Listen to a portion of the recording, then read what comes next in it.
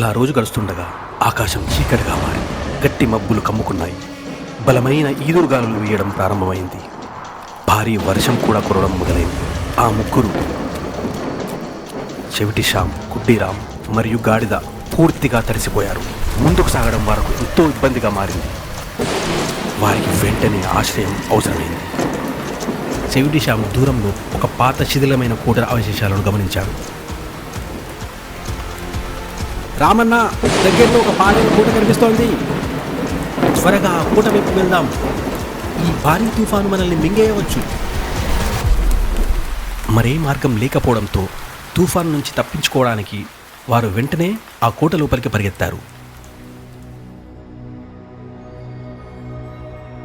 చెవిటి శ్యామ్ ముందుగా ఆ భయంకరమైన పరిసరాలను గమనించాడు.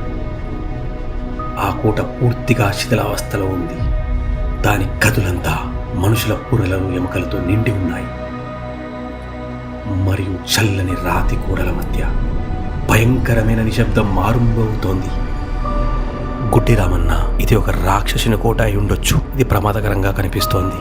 శ్యామన్న, భయపడకు. ప్రమాదం వస్తే మనం కలిసి ఎదుర్కొందాం. మనల్ని రక్షించే మార్గాన్ని నేను కనుగొంటాను.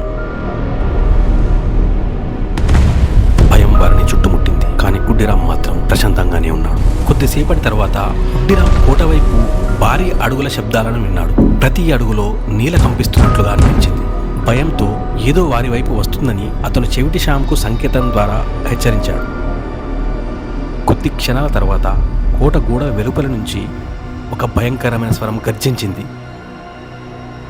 నా కోటలో దాక్కోవడానికి ఎవరు ధైర్యం చేశారు? వెంటనే బయటకి రండి. నేనొక శక్తివంతమైన రాక్షసుడిని. నువ్వు రాక్షసుడివైతే మేము గీక్షసులం. మేము రాక్షసులనే మింగేస్తాం. ఆ ధైర్యమైన సమాధానం విన్న రాక్షసుడు ఆశ్చర్యపోయి గందరగోళానికి గురయ్యి కాసేపు అలా ఆగిపోయాడు. గీక్షసులా? అలాంటి ప్రాణి గురించి నేను ఎప్పుడు వినలేదే. ఇదీ కాక రాక్షసులను తింటామని చెప్తున్నారు. వారు గీక్షసులైతే వారికి నాకంటే పెద్ద పుట్ట ఉండాలి. మీరు నిజంగా రాక్షసులైతే మీ పుట్టను ఒకసారి చూపించండి. తన పుట్టతో వాటిని పోల్చాలని తను అనుకున్నాడు. గుడ్డిరాముడు ఎంతో చాకచక్యంతో గాడిద మీద ఉన్న సంచిని ఆ కిటికీ వైపు చూపించాడు. రాక్షసుడు ఆ భారీ సంచిని చూసి తన పొట్టతో దాన్ని పోల్చుకున్నాడు. అది తన పొట్ట కన్నా కూడా పెద్దగా అనిపించడంతో అతను తడబడిపోయాడు.